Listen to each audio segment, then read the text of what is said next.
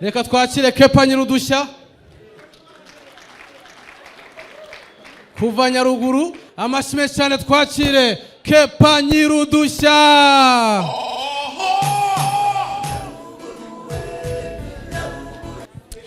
Uwiteka mwami Mana yacu, nongeye kugaruka imbere yawe.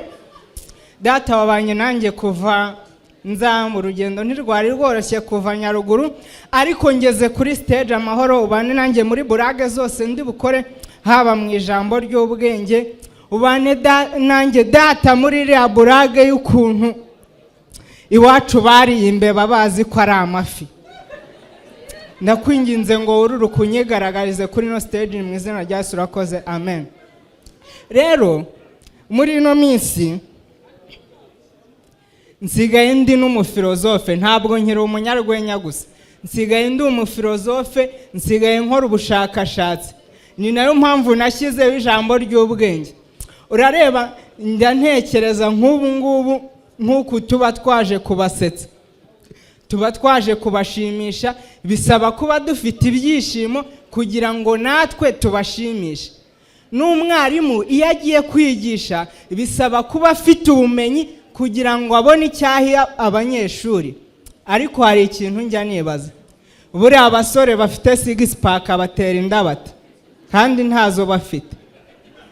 Cyane iyo bateye inda ni ba bana babyara ugasanga basimbutse ibipangu bakoze.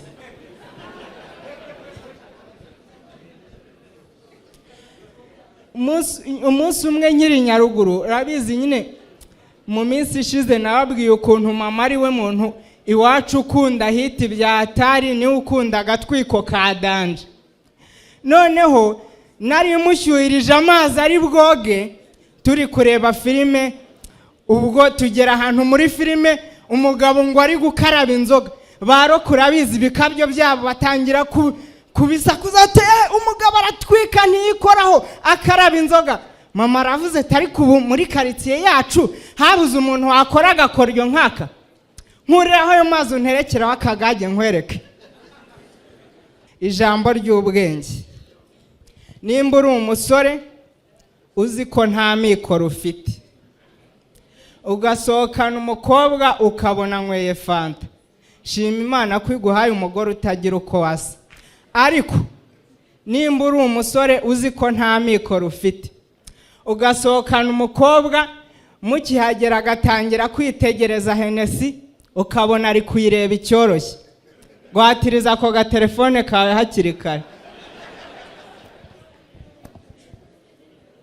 Mu bushakashatsi nakomeje gukora, naje kwibaza abastari tubona muri iki gihe, nk'iyo baza kuba abastari bo mu bihe bya kera, wenda nka Kibonke ugasanga niwe wari Yesu.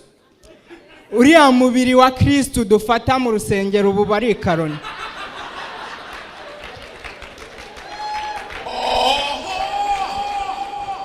Noneho nk'iyo Yesu aza kuba Rusine, ari amaraso ya Yesu tunywa, ubu yareba gusa ugahita usinda.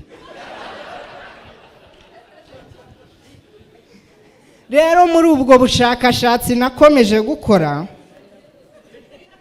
nasanze hari ibintu byinshi abantu benshi bishyiramo, ugasanga ni imyumvire. Usanga umuntu aravuze ngo sinakora iki, sinarya iki. Nk'ubu ngubu nabimenye iwacu bantumye amafi.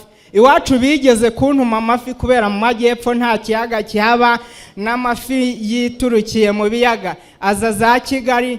Ndatembera njya ahantu hari ibiyaga, iwacu bantuma amafi. Iwacu wasangaga bayarya nka rimwe mu myaka 7. Bantumye amafi, ndagenda ndayagura, ndaza ngeze mu rugo ntangira kuyakaranga. Nuko ubwo imbeba zihubuka ku rusenge zigwa muri ya mafi. Byose ndavuga nti nyamiguye mu yindi ntitankarangana.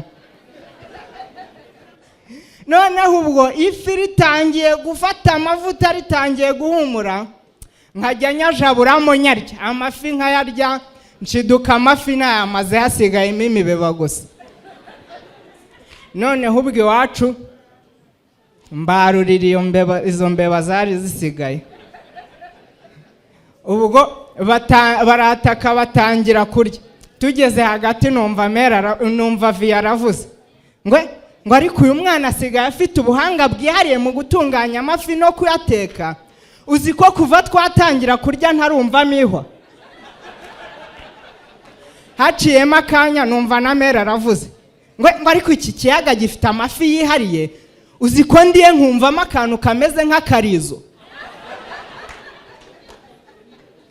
None ubwo bararya barangije kurya baravuga ngo ariko aya mafi yararyoshye ngo nuko nta bushobozi mfite twajya tuyarya buri munsi. Mandabwe ntibyo mubindekere mwe mungurire gakoco nge nyabategera.